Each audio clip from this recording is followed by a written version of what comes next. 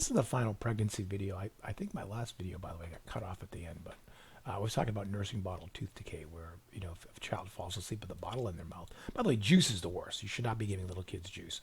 I am not an MD. I'm just a parent. Little kids should not be consuming juice. And if you do give little kids juice, I would recommend you dilute it. That's what we did with our kids. So they never actually got real juice till they were like 2 or 3. We usually give them apple juice diluted with bubbly water. And the truth is, apple juice is sweet enough, and they were just happy to have anything. You're the parent. It's not a democracy, okay?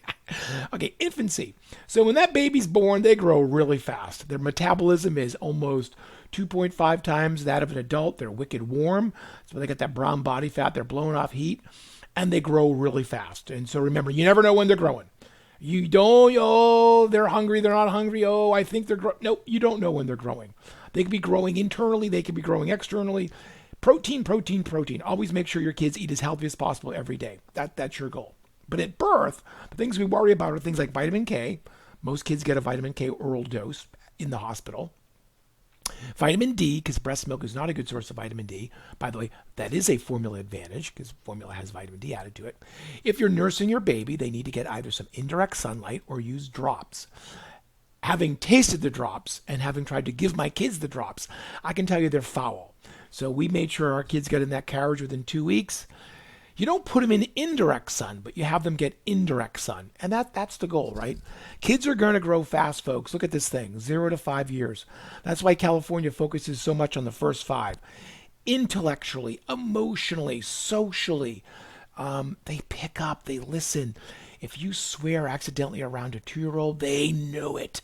They're like a little machine, little recording devices. So here's our little food chart. For some reason, it looks a little messed up. At birth, it's going to be formula or it's going to be breast milk. Now, you can give formula and breast milk the entire 1 year in the background.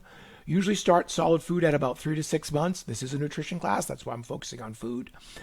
When we say cereal, we don't mean Fruit Loops. Infant cereal looks like powdered dehydrated potato. They actually do sell potato variety. Usually what you give kids as your infant cereal is kind of like the base food. It'll have added iron to it. It literally will have a nutrient claim on the box, good source of iron. Sometimes it has added zinc and some other things. Wheat is typically not recommended, although as a little kid, I got farina, which is wheat. So here I am saying what they don't recommend, and I'm telling you people ignore that. Those early cereals are typically rice-based or oat-based or potato-based. You can start giving the solid food other than the cereal between 6 to 9 months, like peaches or pureed vegetables. There is no truth to the fact if you give fruit before vegetables, they're going to develop a sweet tooth. There's no evidence. My kids are totally different. One loves fruit a lot more than vegetables. The other one just loves fruit and vegetables. We gave them everything.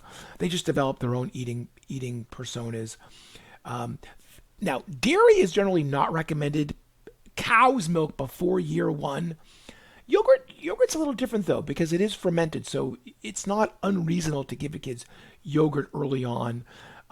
Those early foods though, you want them to be not too big, chopped very small. When you get to 1 year and kids are picking up their food, different colors, make it attractive. This is a whole section on this in the next module, the Childhood Obesity Week. I added an extra slide set on feeding kids. So by about 1 year, kids are feeding themselves though. And it's messy and you just got to look away, right? You got to let it go. Your desire for a clean house is incompatible with having kids. I'll put it that way. So we get the solid food between 4 to 6 months. Rice, that rice cereal is going to be the first one. No cow's milk before age 1.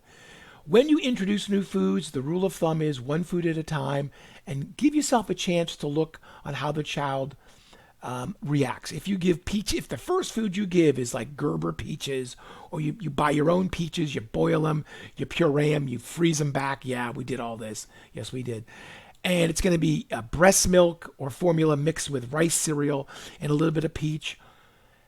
Wait. wait a couple days, see how they respond. Kids can have, yes, they can have allergies, but they can have what we call intolerances. They just don't do well on that food yet. And by the way, if a child doesn't like a food, that doesn't mean they don't like a food. I've talked with early childhood educators. It can take 15, 20 times of introducing a food before the child's like, yeah, I think raisins are okay. Or yeah, I don't mind corn. In fact, it could be they see another kid eat the food and then they decide they like the food. You're not how much we impact them with our personalities and how little we impact them with our personalities has always been amazing to me. So, why do you wait a little bit for food allergies? The things we know are allergenic are things like eggs, cow's milk, nuts, peanuts, fish, shellfish, other types of nuts, wheat, soy, and eggs. So if you're going to introduce those, and some of these, by the way, we don't want to see introduced early, like eggs and let's say cow's milk or shellfish or even nuts. Although now the whole nut thing is changing, and they're saying introduce nuts early. It's always up in the air in nutrition.